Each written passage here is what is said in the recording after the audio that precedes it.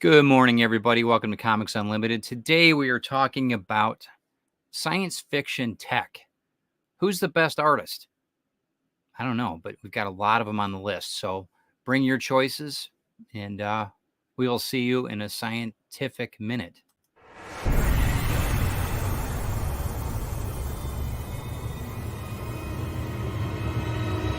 Welcome to the Comics Unlimited podcast with your hosts, Glenn B. Fleming and Ted Davis.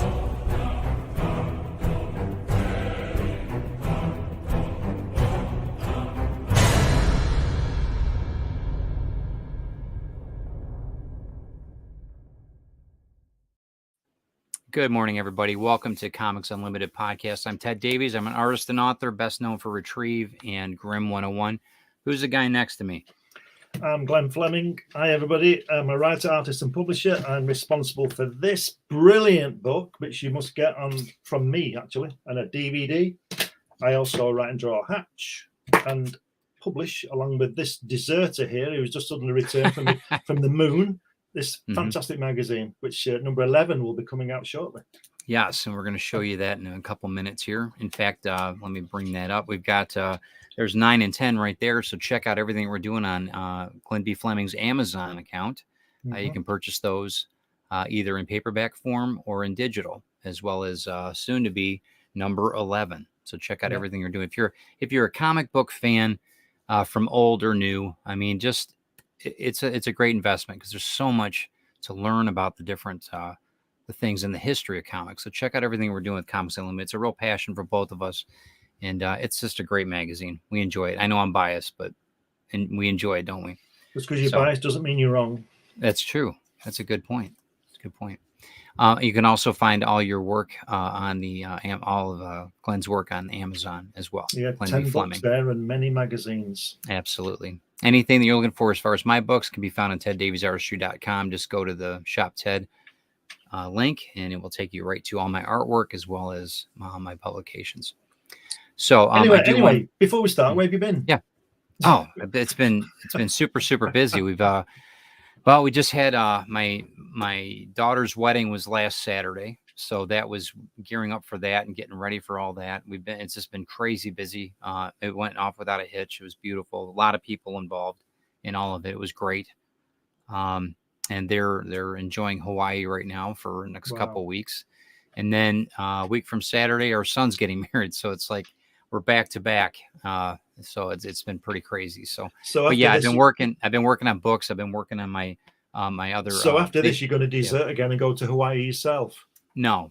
We're gonna wait. We're gonna hunker down during the winter months here in Michigan, enjoy the snow and ice and freezing temperatures, and then we'll see where we're at. I am going to be going to October 31st. We're going to be going to HalloCon down in Georgia, which I'm guest of honor. So we're going to be going down to there. Guys, check out the HalloCon 2022.com, I think it is, website. I'll tell you all about it. You guys, if you're in Georgia, Dalton, Georgia, the weekend of Halloween, please come down there. We would love to have you be part of the Comic-Con down there, so the HalloCon.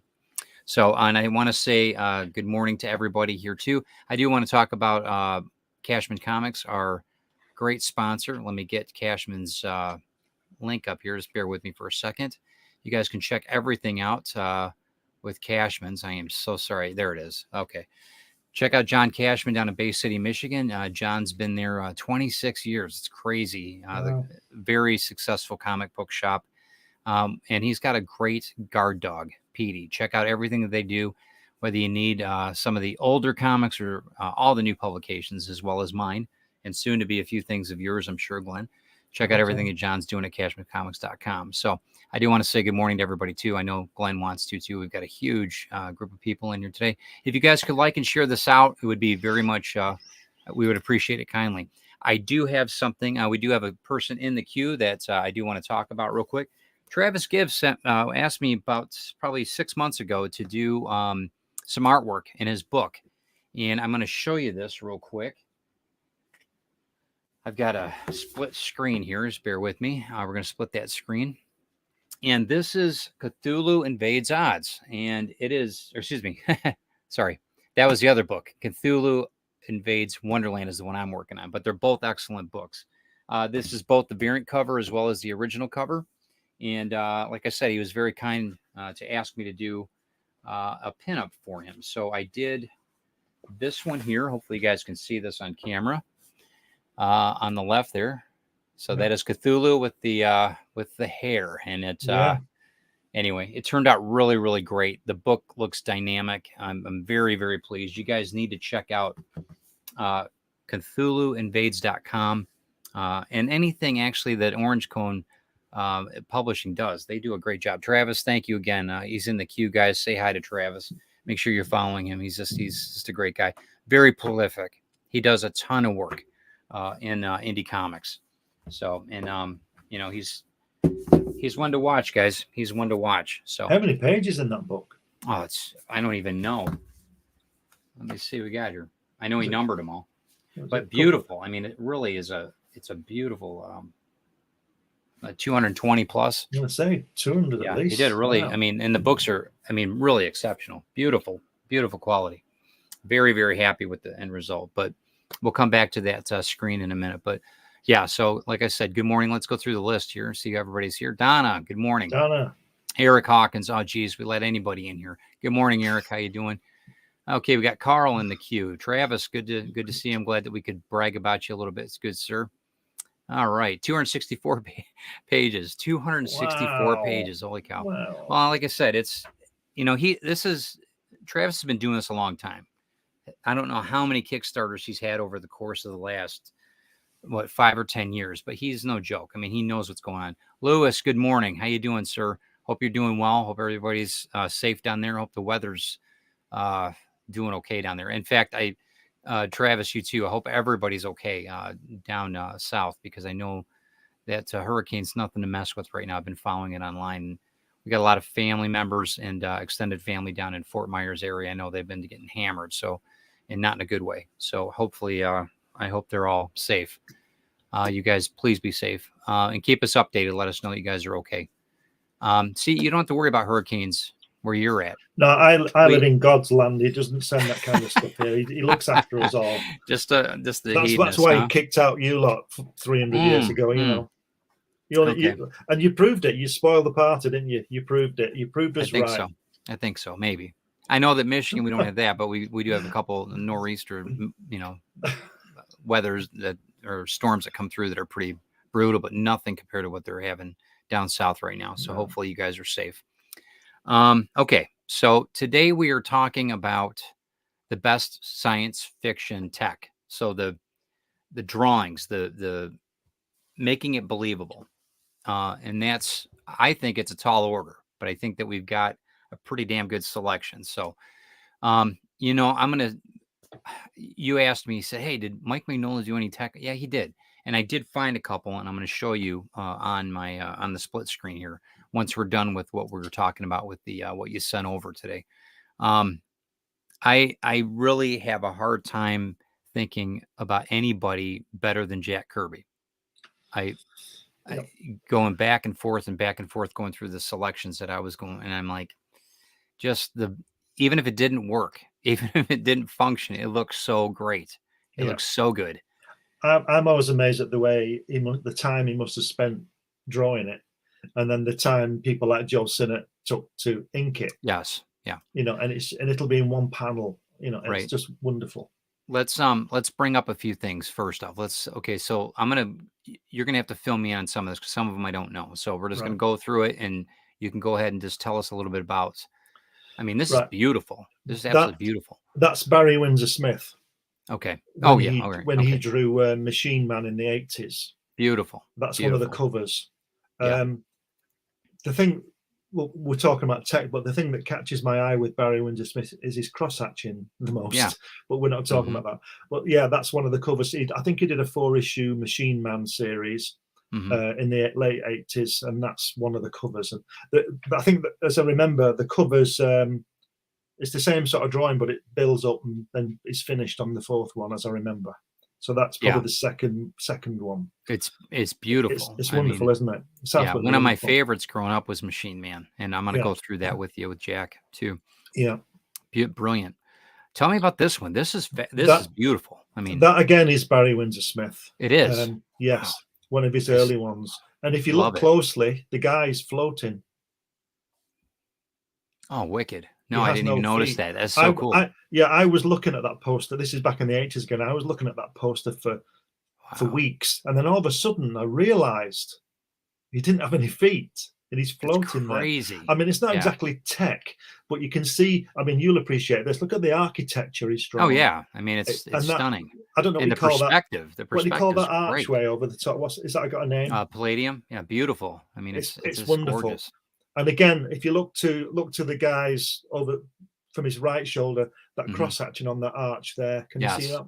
Absolutely beautiful. Again, not tech, but beautiful architecture.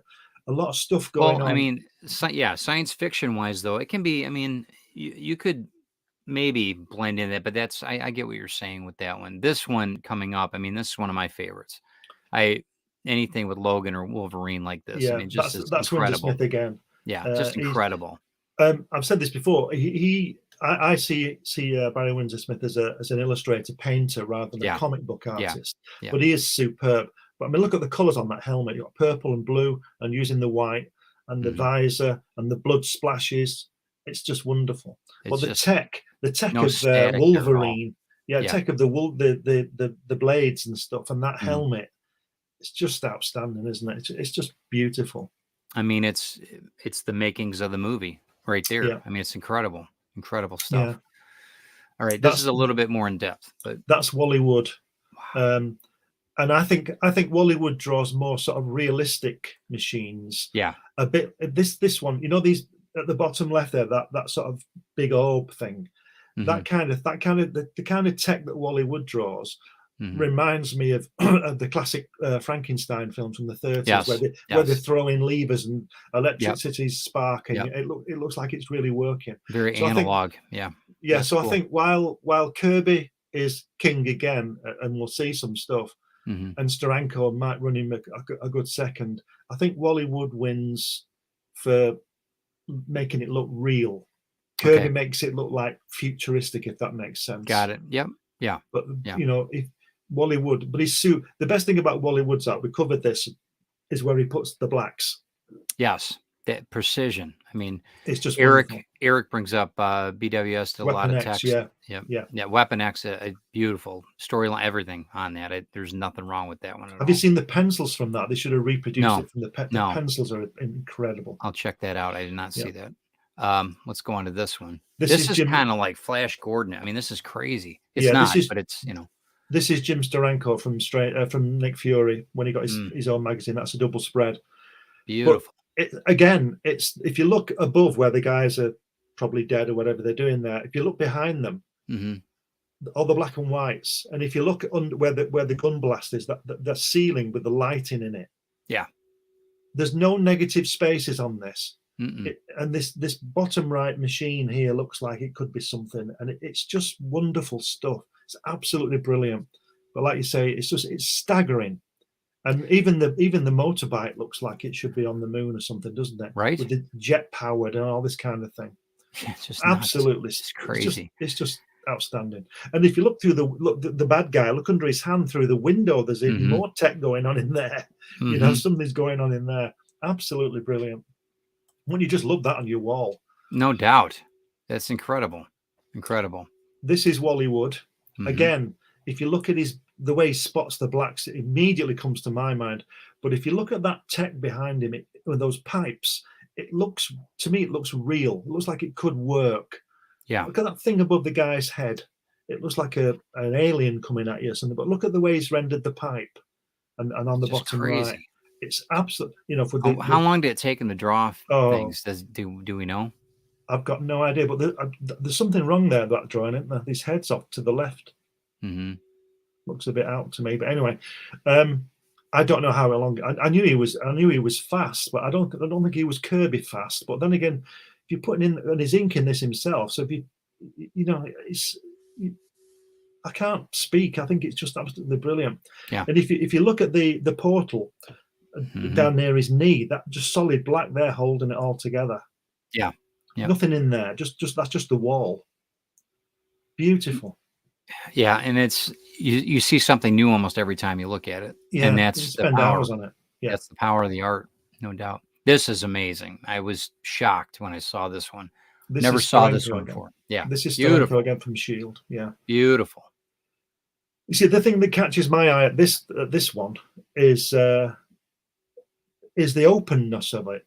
There's not a lot of Right, right. stuff really going on. Things But, are just but floating. It's crazy. I think his head's a Crazy. bit wrong again, isn't it? Yeah, it is. It Bit, looks a little anyway, bit disproportionate, yeah. but But it's just wonderful stuff. I mean, what is he stepping out of? I mean, it's just that he's obviously some kind of thing that he stands in and he holds on to. You know, those bars. yeah, Absolutely incredible. But I just love the way he's got that circle on the bottom right with all those like spears pointing in, keeping your eye going off the page. And the perspective takes you down right back to the back underneath those guys up in those little boxes. It's almost like a racetrack. Your eye goes right to the right. I mean, you're looking right at it. It looks like you're going And, taking that corner. yeah, It almost looks like a speed skater in the it Olympics, does. you Yeah. know? If you look at those the boxes that he's the guy's sort of looking at, Yeah. a great lesson there in perspective. Just line work, showing you how perspective works. Absolutely brilliant. I think you're right about. I know that we're kind of analytical about the sizing of the head and everything else, but still, I mean, it's it's just because a trained eye. It's just a trained eye for our end. But this was awesome. This is epic. This is Steranko again. God, look at all the text on that. Yeah, Jesus. yeah. Well, I think this is Shield, and it's Shield, and I think he's written it as well. He wrote and drew it and inked it. I think he's inked this. I'm not sure. It might be Joe Sinnott. I'm not sure. But it's just wonderful, isn't it? And look at the run on the bottom of those like it's like a fence, isn't it, across the bottom? Right. It almost looks like a medieval book. You know, it almost looks like a medieval sketch.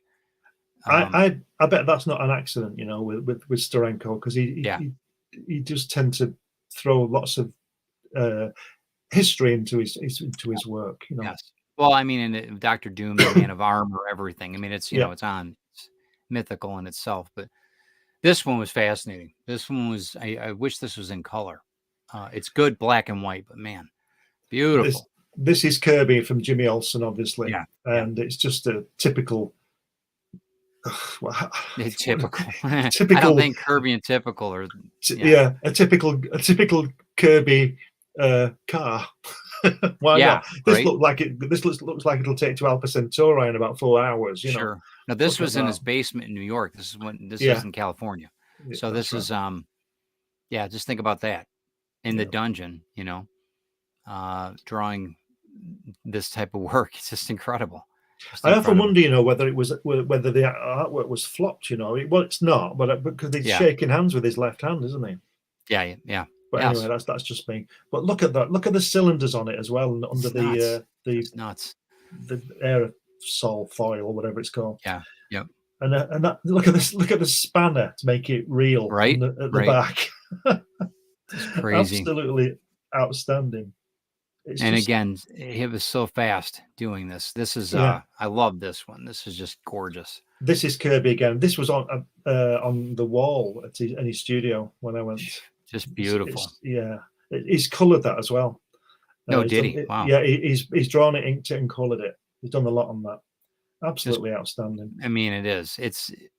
It reminds me of the old, like Bionic Man or whatever. Or when there's it's so analog. It's not quite right, but it's just awesome. The first thing you see about this, I think, is the fact that you know it's somebody's head. Oh yeah. You know, you don't think, what is it? Or is it a chair or a spaceship? Right. It's obviously somebody's head. Yep. I don't think this appeared anywhere. I think this was just one of his labors of love that were on his studio walls, you know, because there were quite a few of those never been published. Beautiful. It's just fantastic, isn't it? Look at that. And this was an epic piece. I looked at this. I was like, holy cow. Yeah. Just amount of the detail work is just incredible. You see, Wally Wood, again, I don't like using zipper tone. I think it's too mechanical. You know what I think about that. But of all the artists I've seen using zipper tone, I always felt that Wally Wood was the only one who could do it right, and he's done it on this one. Those areas I've got zipper tone on, and the way he uses it's just perfect. I don't like using. I've used it, but I don't like using it. but he just used it. I mean, look at the lights at the top. Yeah. The way, Yeah. it's just fantastic. It looks like it could work. And and look at the characters. They're sort of cartoony, aren't they? More than but it all blends. It all does it. It does the story well. Yeah, amazing stuff. This is by the way, this is the new Hatch cover, or excuse me, Comics Unlimited cover. The Hatch advertisements to the left, but that's on the back. But that's the new in the works right now. We're still working on that slightly. The printed one won't be blurred. Well, it's all right. It's all right. But the artwork it's Halo Jones. It's a cartoon strip from 2000 AD from years ago, written by Alan Moore, and this art is by Ian Gibson. Yes. He's a fantastic artist, and he drew Judge Dredd and things like that, as well as Halo Jones. And I just saw that this morning, and I've written an article about Halo Jones, and I had that in the spread. And I thought, that's got to be the cover. So you might get it twice. I might change it, but I might not. I think it's brilliant. I think it's fantastic. Great. I don't mean change the cover. I mean change the article, because the article that image is on it. But it's just a wonderful drawing, and the sadness in her eyes. And when you read the article, you'll know why she's sad. The slight frown and everything. It's just awesome. Yeah, brilliant. One of the ones I'm going to bring this up in a second, but that's one of my right. This one here. So you guys can see. Okay, do you want me to take out a sleeve? Okay, but the tech on that is just incredible. It's fantastic, isn't it? Just insane. It's really difficult to draw as well. That flying bike thing that Orion has. Right. Exactly. And I was like, God, that was insane. It's just incredible. Great inking as well by Vince Coletta. Yes, absolutely. And that was, and we don't talk about that too much. We talk about Joe Sinnen all the time, but that's props out. Yeah, to be fair, Coletta messed up a lot of artwork, as people know, but he did a lot of good inking as well. And I always think he was perfect on Thor with his sort of European line, as it were, his thinner line. Yeah. But that's I showed Christine that. I told her, I said, this is one of my, not my favorite, but it's one of the coolest covers, I think. And she looked at it and took her like 5 minutes to put it all together. You know what I mean? She was looking at it like, wow. And she's got a graphics degree. If people don't know, Chris has actually got a degree in graphic art. And for her to like have to break it down, I'm like, you see what I mean? She's like, absolutely, it's so awesome. And I said, yeah, it was that's one of the Kirby's at its finest, I think. Yeah. This is another one. It doesn't have a whole lot of tech on it, but I do love that cover. But that guy, the big guy, the head, really is tech, isn't it? Because it's like when you see the pyramids and things like that, there's obviously some technology going into that. We won't get into that argument, but that story, but about the pyramids. But that when I went to Easter Isle and you see the giant Moai, there's obviously some tech that's cut those out. And that guy's the same. It's not a machine. It looks like it's granite to me or something, but something's carved those right angles, some kind of tech. So we're not seeing the tech, we're seeing the result of the tech. But when we consider it primitive because of the product that it's made out of and the material it's made out of, and technically, you know what I mean? It's so silly when it could be super high tech. Yeah, it just happens to be that. But it's such a cool.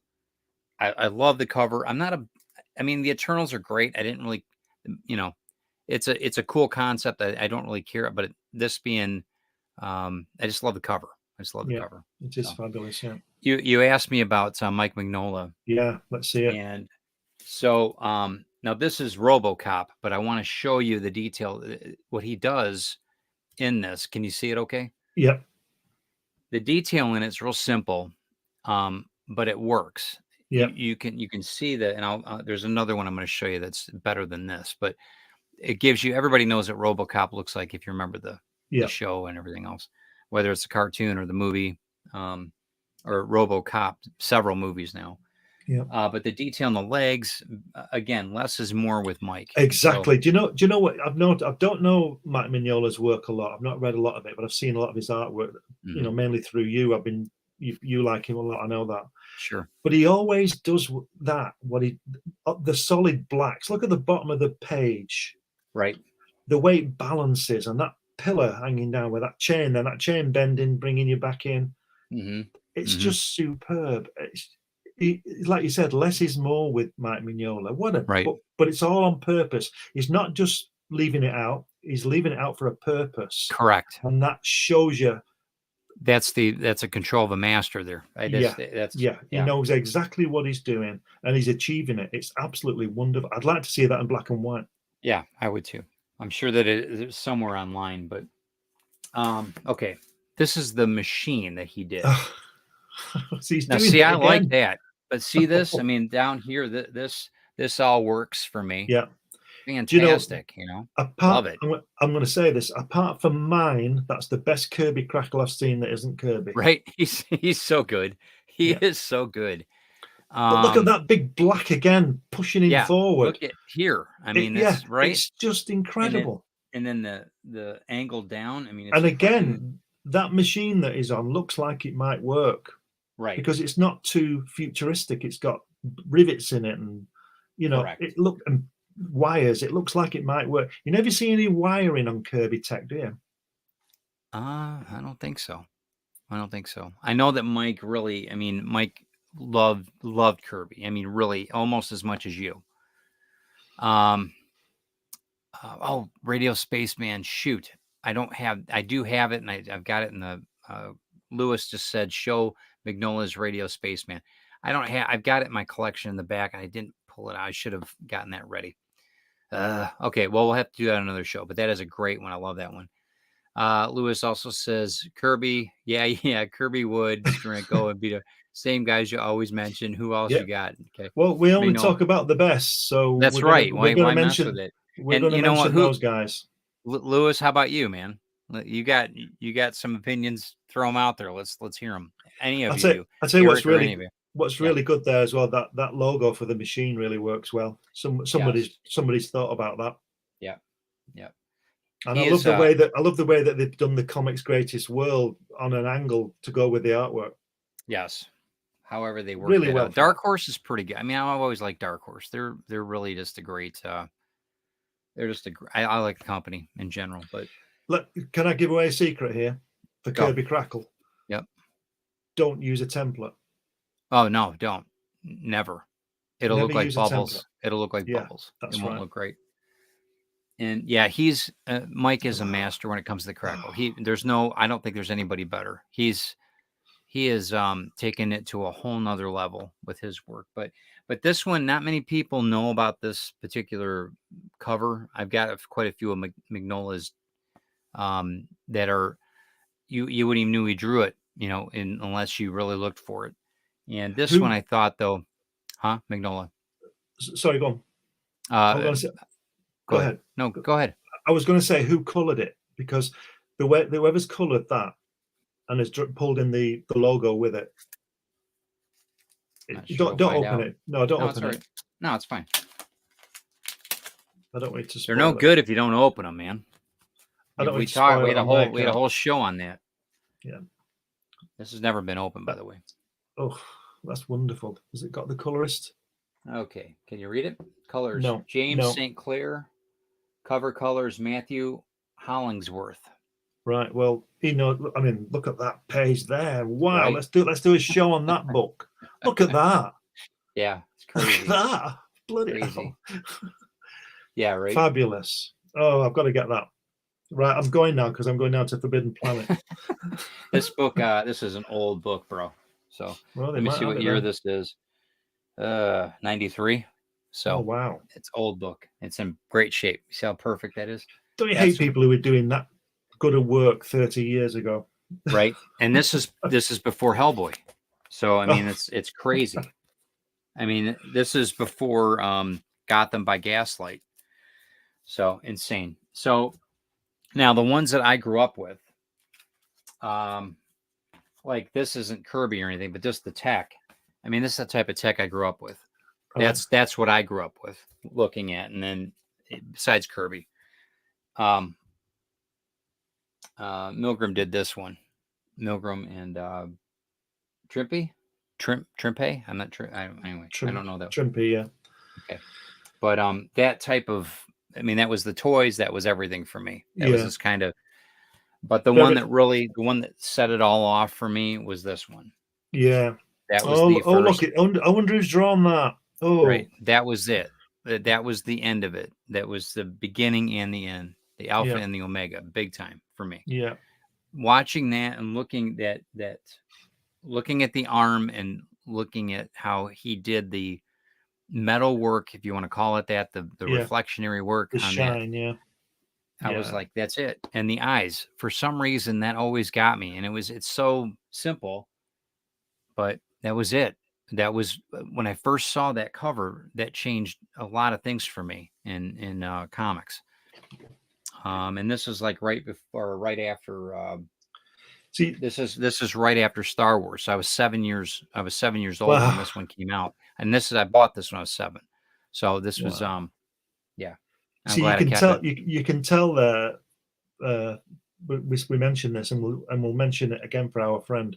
Mhm. Kirby is a master of composition. Look at the way the gun at the bottom right keeps you on the page. You go Yes. down the arm, up the arm. There's his head. The Yep. guy to his right, our left, is pointing at him.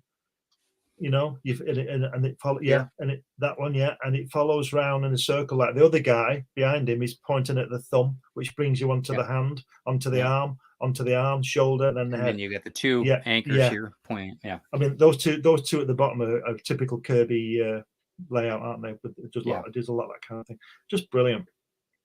Yeah, Just the best. and it's so simple. It's Yeah. such a simple sketch, and it probably didn't take him that long. But it's one of my favorites. It's Yeah. it's Great time inking machine. by Time machine. Roya as well. Oh yeah. Roy, Oh yeah. Let me see. I'm going to bring this up. Lewis. Um, let's see.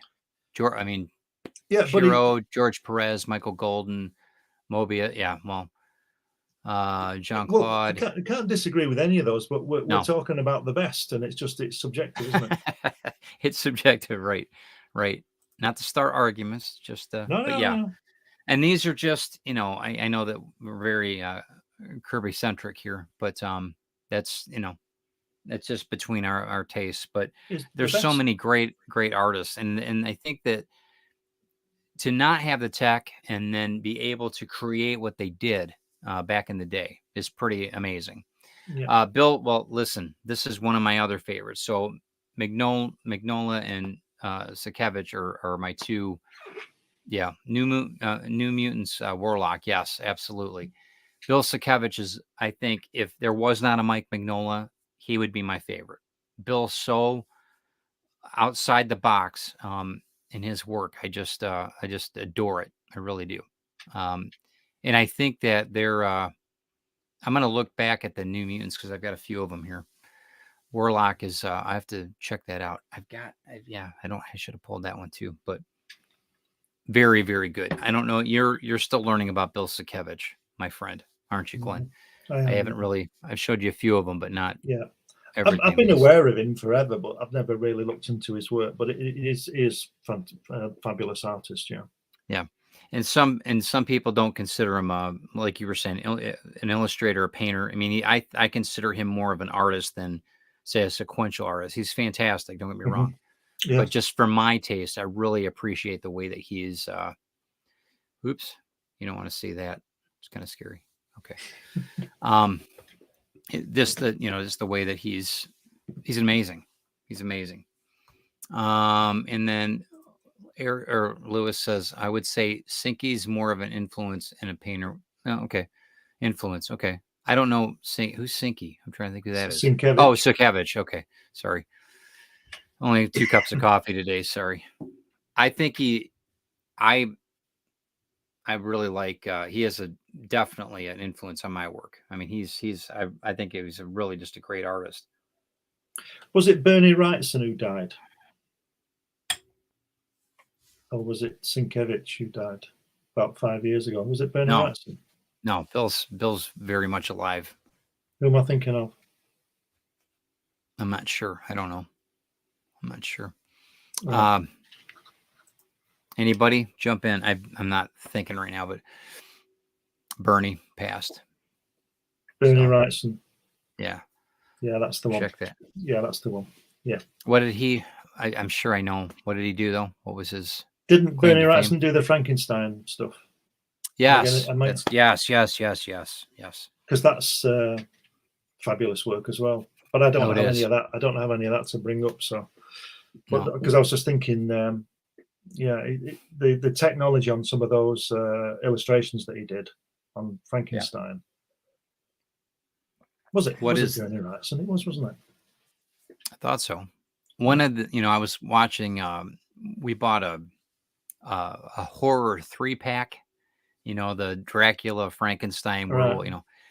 Right. I ordered it online, and to watch the old movies and how they, I mean, it was, some of the stuff's pretty tragic. You can see Yeah.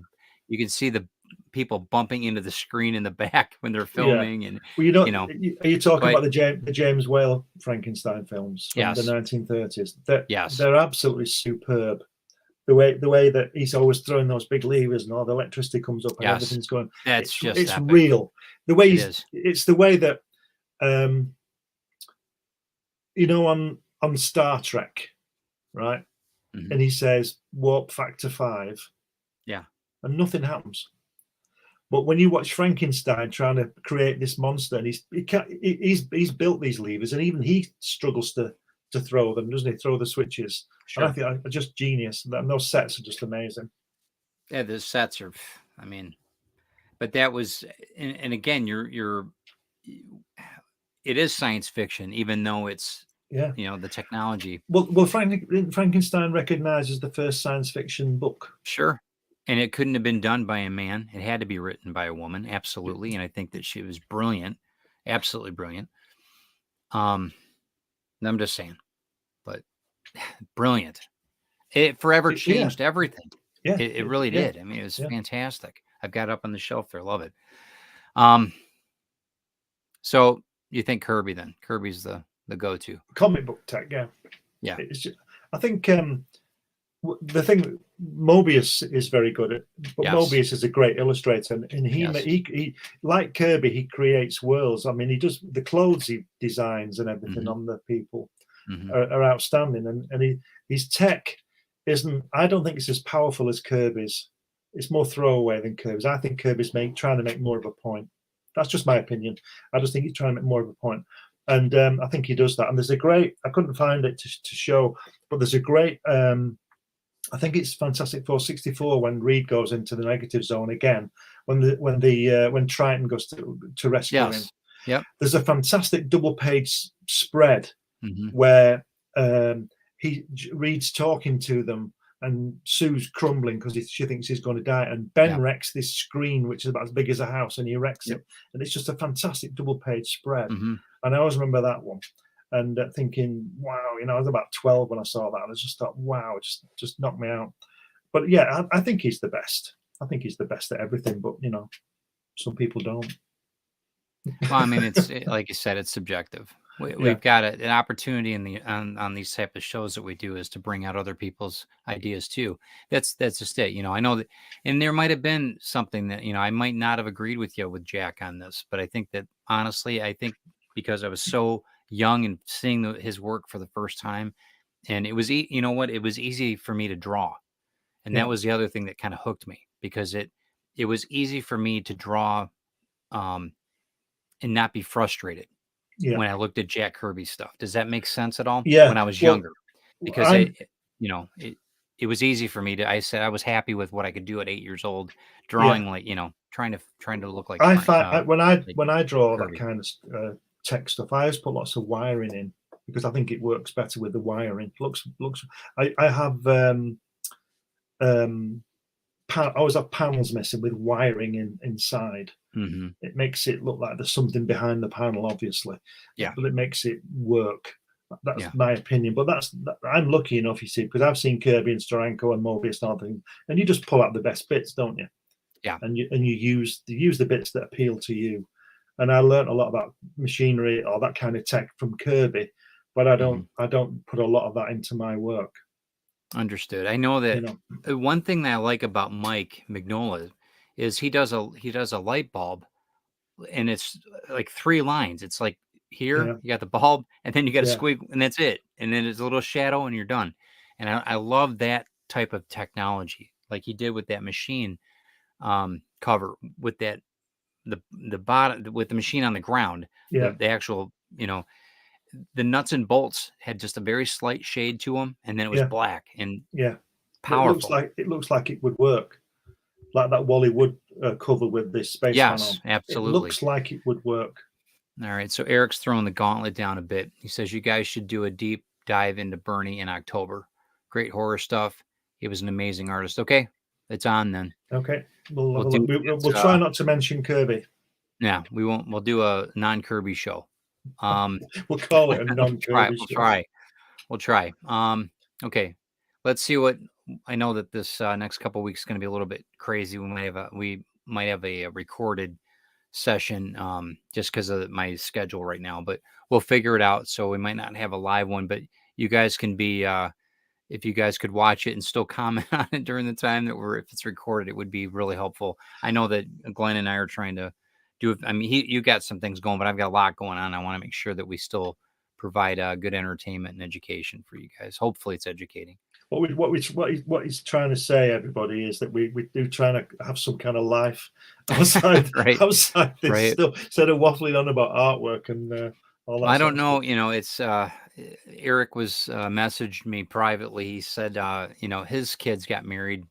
Both of them got married in the same year, and he says, "What were these kids thinking?" And I'm like, "Well, that's just the way it works." And it's great, but it's just very hectic right now, and we want to make sure that we want to make sure it's the most. We want to have the quality show for you guys too, and that's Glenn and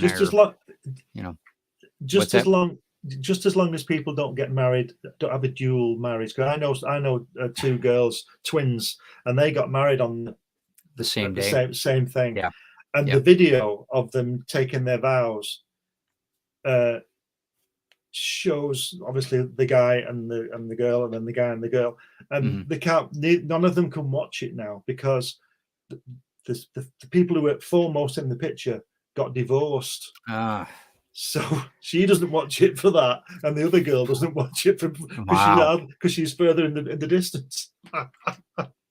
Crazy. I never understood the double wedding thing, but that's cool. If that's your thing, go for it.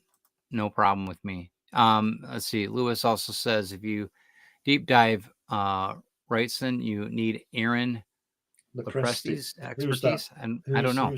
I don't know. Find out. Send me that info, Lewis. Again, I'm not great names, man. Lewis has got a pretty extensive history in comics too, man. He knows a lot about stuff that I way past my pay grade, but I can only tell you what I like. He could do a podcast. I think he does. He does do a good podcast. He does. He does. Okay. The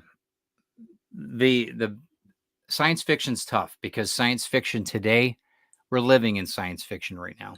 Yeah. Really super science. I mean, it's incredible what we can do. Look at what we're using to reach the masses here. Look at what we've done. We're across the pond from each other. No big deal. You remember when we used to call long distance, and we'd have to call a certain time of day. Yeah, it have to be. Oh, it was crazy. Cost a fortune. Just not. Yeah, right. And it did absolutely. Eric Hawkins says Aaron is a great artist too, and is a super friendly guy. Okay, all right. So we got two props for Aaron, so we'll check that out. 3 to 5. Yeah, he does a podcast 3 to 5 days a week. Quote the Raven. Check it out on YouTube. Okay. He's got quite an extensive catalog now. He's been doing this for a couple years. No Kirby though. No, he does. He does some pretty good stuff. Yeah, he does some. He'll tell you what he thinks. That's the thing about Lewis. He'll tell you what he thinks. No, there's nothing wrong with that. But yeah, I want to, that's pretty much it though. I think that we squeezed the sponge, so to speak. I think we got the science fiction down. And anything else you want to add to that, Glenn? Any other? I was just thinking about the 2001 film, which is my favorite film of all time. Sure, the tech in there is incredible. Yeah, again, it's very clean, isn't it, in that spacecraft? Sure. And I've seen some photographs that I've actually seen the inside of a Mercury capsule that John Glenn went up in space in, and it's wires everywhere. And yeah, switches. It wasn't that clean. It was real Frankenstein 30s tech, Right. switches and dials and stuff like that. And then 4 years later, Kubrick comes along with 2001, Right. and it's all behind the panels, and you don't see it, but it's And you super see tech that girl walking that's Yeah. up. Oh, that's so crazy. with the I mean, camera. that's so envision just as incredible. Yeah. Just incredible. And they have it back then. It's 10 years prior to Star Wars. It's insane. It's insane. Yeah. Crazy. Good stuff. Eric Hawkins says Aaron has done a lot of work for DC. So, Right. Okay. So all right, we'll check that out then. Got to get edumacated. So appreciate everybody stopping in. Thank you, Glenn, for taking some time out of your day and Thank you. talking with me and getting some information out to some people. Where can everybody find you, Glenn? You can find me on Facebook, or if you want to contact me, you best go into Comics Unlimited Magazine at gmail.com, and you can find all my books and magazines and things on Amazon. Just put my name in and it should take you there. And you can get the latest Comics Unlimited magazines up there. This is number 2. Great interview with Joe Staten. And then number 11 should be out in a couple of weeks, I think. Absolutely. And then, of course, you can get any of the back issues, and they're digital All the or back paper. issues. Yeah, all the back issues are there, paper and digital. Yeah, you can get it. You can get the lot. And there's also other things on there to do with my books, and a couple of Crikey magazines are on there, which is a magazine I used to produce 10 It's a years ago. fantastic, very prolific magazine. A lot of people, in fact, Alan Moore used to read Crikey. He did. Yeah, he So- did. And I have photographic evidence of him reading, Right. of him reading it, but he Right. wouldn't do an interview because he That's retired. okay. Well, that's all good. The fact that you got the picture that he read it, that's good with me. Yeah. So yeah, check out everything we're doing at Comics Unlimited, guys. Thank you for stopping in, Glenn. It's been a pleasure. You guys can reach me at teddaviesartistry.com or any of the affiliates with Facebook, Instagram, etc., even TikTok. Scary thought. But yeah, you guys check us out. Check out everything that we're doing on Ted Davies Artistry. We appreciate your time. Read some comics, guys. Yeah. Create some comics, more importantly. We'll Yeah. talk to you soon. Thanks so much. Have a great week, guys.